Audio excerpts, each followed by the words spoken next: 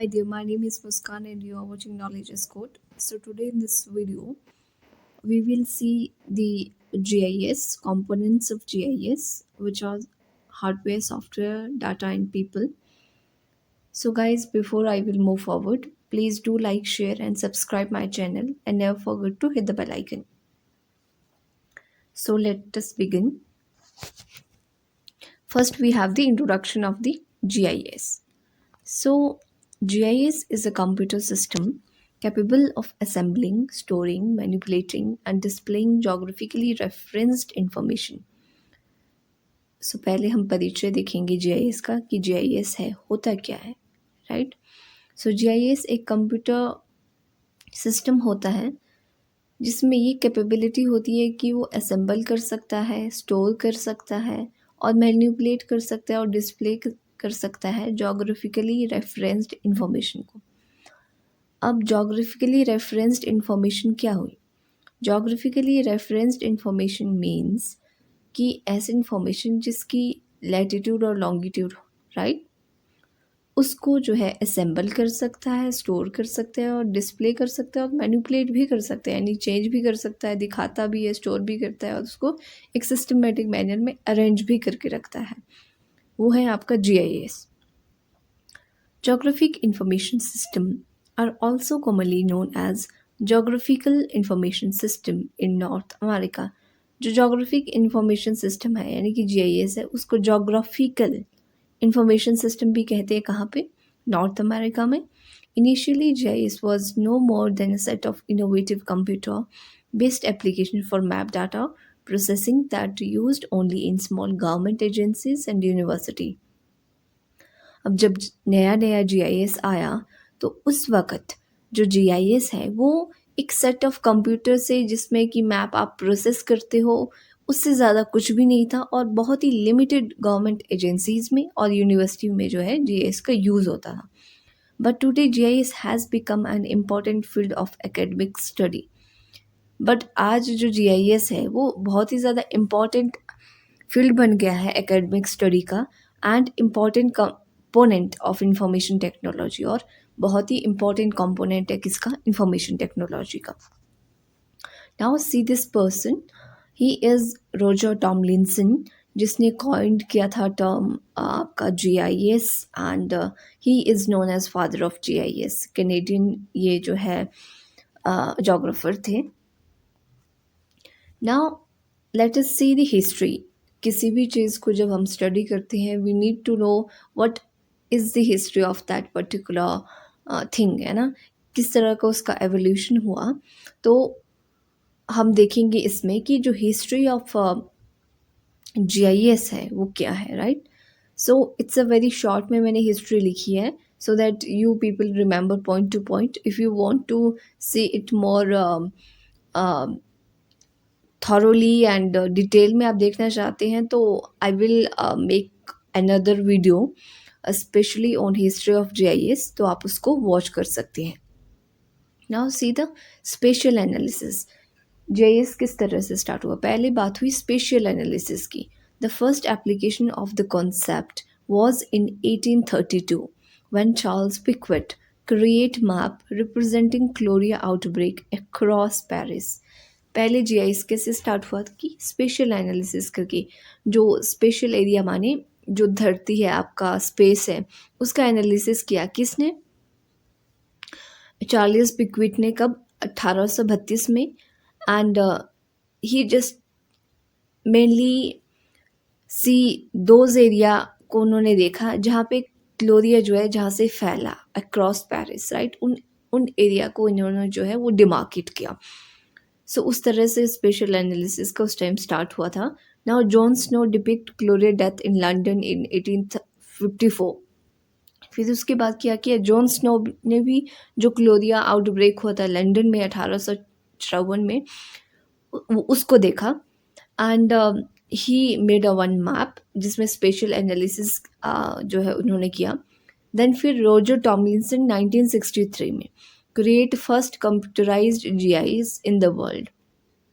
फिर जो Roger Tomlinson जिनकी फ़ोटो मैंने आपको भी दिखाई, 1963 में उन्होंने पहला कंप्यूटराइज्ड GIS जो है वो वर्ल्ड में जो है वो क्रिएट किया। Harvard Fisher created first computer mapping software. अब जो हार्वर्ड फिशर है उन्होंने पहला कंप्यूटर मैपिंग सॉफ्टवेयर क्रिएट किया 1969 में। Esri founded by Jack Dangermond and his wife Laura. 1969 में इसरी ने जो है वॉज फाउंडेड किसके द्वारा, जैक डेंजरमंड के द्वारा और उनकी वाइफ लॉरा के द्वारा।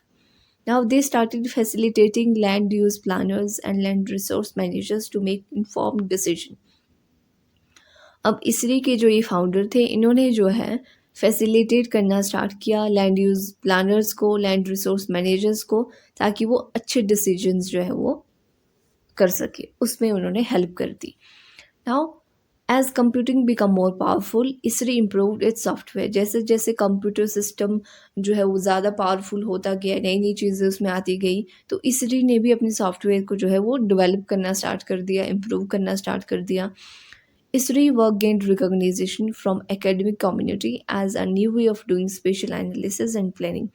साथ ही साथ इसी वक्त जो है इसरी को एक नया आइडेंटिफिकेशन भी मिल गई कि फ्रॉम एकेडमिक कम्युनिटी से कि किस तरह से नए रूप में, नए वे में वो लोग जो है स्पेशल एनालिसिस और प्लानिंग कर रहे हैं with the help of GIS and जो आपका सॉफ्टवेयर है उसकी हेल्प से। फिर इसरी ने डेवलप किया आर्क इन्फो GIS सॉफ्टवेयर, आप सभी को पता होगा ये first commercialize GIS product and release 1981 में and began the evolution of Esri in software company. फिर उसके बाद इसरी का जो एवोल्यूशन है वो सॉफ्टवेयर कंपनी में हो गया। आज आप देखेंगे GIS जो है वो कहाँ पे यूज़ नहीं होता। GIS has its application almost in every field, वो इसकी एप्लीकेशंस भी हम देखेंगे। सो ये इस तरह का कुछ मतलब स्पेशल एनालिसिस से स्टार्ट हुआ था। फिर 1963 में जो टॉमलिंसन है उन्होंने जो है GIS को क्रिएट किया। इस तरह से जो है वो हिस्ट्री रही है आपकी GIS की। Everyone, let us see about the components of GIS. So components of GIS में we have hardware, we have software, we have procedures, we have data, and we have user, and you can see people. So these are the important components of GIS. Now moving further, let us see the first component of GIS, which is hardware, right? So जो आपका hardware है, hardware consists computer system on which GIS software run. Hardware computer system का वो part होता है जिसके ऊपर जो है वो GIS सॉफ्टवेयर रन करता है। हार्डवेयर जो भी आपको इस स्क्रीन में दिख रहा है, hard material which you can touch is the hardware. जैसे आपका मदरबोर्ड है, प्रोसेसर है, ऑप्टिकल ड्राइव है, आपकी हार्ड ड्राइव है, हीट सिंक है, या फिर फ्लॉपी है, कुछ भी है आपका, ये जो आप छू सकते हैं, विच यू कैन टच, जो टेंजिबल हो, वो आपका हार्डवेयर है। The GIS run on which spectrum of computer system ranging from personal computer to multi-user supercomputer। जो GIS है वो रन करता है एक सिंगल कंप्यूटर से लेकर पर्सनल कंप्यूटर तक, मल्टी यूज़र कंप्यूटर से लेकर सुपर यूज़र कंप्यूटर तक, राइट। मेन जो हार्डवेयर कंपोनेंट है, जो आपके मदरबोर्ड हो गया, हार्ड ड्राइव हो गई आपकी, ठीक है, एंड रैम, प्रिंटर, मॉनिटर, ये सारी जो है आपकी मेन हार्डवेयर हैं। आप इसमें और भी ऐड कर सकते हैं। Now moving further, we have software. Now software refers to the programs that run on computers. These include programs to manage the computer and perform specific function, right? जो software है आपका, ये एक प्रोग्राम्स होते हैं जो कि कंप्यूटर पे रन करते हैं और ये कंप्यूटर को मैनेज करते हैं। उसकी फंक्शनिंग बेसिकली जो है, जो फंक्शन जो करता है कंप्यूटर सिस्टम, वो आपका सॉफ्टवेयर करता है, right. The GIS software provide the function and tools that are necessary to store, analyse and display geographic information system. GIS software उन फंक्शंस को जो है, उन टूल्स को प्रोवाइड करता है जो कि आपके स्टोरेज के लिए, डाटा के स्टोरेज के लिए, उसके एनालिसिस के लिए, उसके डिस्प्ले के लिए इम्पॉर्टेंट है, राइट। सम कॉमन जो GIS सॉफ्टवेयर हैं आपके, वो ArcGIS हो गया, मैप इन्फो हो गया, जियोमेट्रिका हो गया, और भी कई सारे ओपन एंड जो क्लोज्ड जो आपके GIS सॉफ्टवेयर हैं वो हैं कमर्शियल और ओपन सोर्स सॉफ्टवेयर। सो आप यहाँ पे देखिए open source and commercial software. Open source माने ऐसे सॉफ्टवेयर जो आपको फ्रीली अवेलेबल हैं, जिनको आपको पे नहीं करना होता है, राइट। कमर्शियल जो सॉफ्टवेयर है ये आपके पेड जो है सॉफ्टवेयर होते हैं, इसके लिए you need a particular licence, और मतलब आपको पे करना होता है कमर्शियल सॉफ्टवेयर के लिए। देखिए ओपन सोर्स सॉफ्टवेयर में कौन कौन है। We have GRASS, MapWindow, OpenJUMP, Quantum GIS, SAGA, uDig, GeoDa, right. तो ये सारे जो है आपके वो ओपन सोर्स सॉफ्टवेयर हैं। नाउ कमर्शियल सॉफ्टवेयर ये वाले आपके Arc GIS, Bentley Map, GeoMedia, Global Mapper, MapInfo, address, Maptitude, ये सारे जो हैं आपके कमर्शियल सॉफ्टवेयर है, यानी कि इनके लिए आपको you have to pay, and इसके लिए आपको कोई पेमेंट नहीं करनी होती। These are freely available, right. So I hope कि this help you. Now moving further, let us see the procedure. Beside the technical components, institutional framework and policies are also important for the functional GIS. देखिए हमने ये तो बात कर ली कि हमें कोई इंफ्रास्ट्रक्चर चाहिए कंप्यूटर सिस्टम के लिए, वी नीड अ कंपोनेंट, जिसमें आपका हार्ड कंपोनेंट की बात की हमने, हार्डवेयर की, राइट। एक सिस्टम है, अब वो कैसे चलेगा, there is a software for that, right. Procedures, beside the technical component के बजाय जो इंस्टीट्यूशनल फ्रेमवर्क है एंड पॉलिसीज है are also important for functional GIS. The interest and willingness of decision maker in exploring GIS technology and organizing setup for collecting spatial data and using result for planning is important part of GIS. Procedures में basically क्या होता है कि आपको जो है जो researchers है या फिर जो आपका जोग्राफर है, कोई भी है, राइट, उसका एरिया ऑफ इंटरेस्ट क्या है, वो डाटा किस तरह से कलेक्ट करेगा, स्पेशल डाटा, राइट, उसके लिए क्या सेटअप होगा, क्या पॉलिसीज़ हैं, क्या फ्रेमवर्क है जो उसको फॉलो करना होगा, राइट।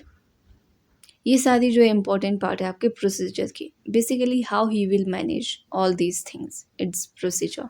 नाउ डाटा जो है बहुत ही इम्पॉर्टेंट पार्ट है GIS का। Without data GIS is nothing.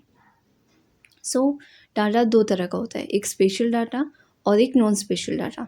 Special data represent location of feature on the earth. Special data बताता है कि किस लोकेशन पे है कौन सी चीज़, यानी कि लैटिट्यूड एंड लॉन्गिट्यूड जो है वो स्पेशल डाटा बताता है। नॉन स्पेशल डाटा शो करता है अदर एट्रीब्यूट जो कि आपके उस फीचर के साथ हैं, जैसे उसकी नेम, लेंथ, एरिया, राइट। आपको मैं यहाँ पे अच्छे से समझाती हूँ। आप यहाँ इस स्क्रीन पे देख पा रहे हैं, यहाँ पे 2 हाउसेस हैं, 2-3 जो कि आप देख पा रहे हैं। अब ये अर्थ सरफेस पे है, राइट, और जिस लोकेशन पे है ये, जो इनका लैटिट्यूड एंड लॉन्गिट्यूड है, वो इसका जो है स्पेशल डाटा है। अब ये जो हाउसेस है किस मटेरियल से बने हैं, इनमें कितने रूम्स है, कितनी विंडो है, कितने लोग रहते हैं, ये इसका जो है नॉन स्पेशल डाटा है, यानी कि एट्रीब्यूट डाटा है, राइट। आई होप कि आपको लग गया पता। स्पेशल डाटा लोकेशन के बारे में बताता है और नॉन स्पेशल डाटा जो है वो आपके अदर करेक्टरिस्टिक बताता है किसी भी फीचर की, जैसे नेम, लेंथ, एरिया, वॉल्यूम, ये सारा आपका नॉन स्पेशल डाटा में आता है।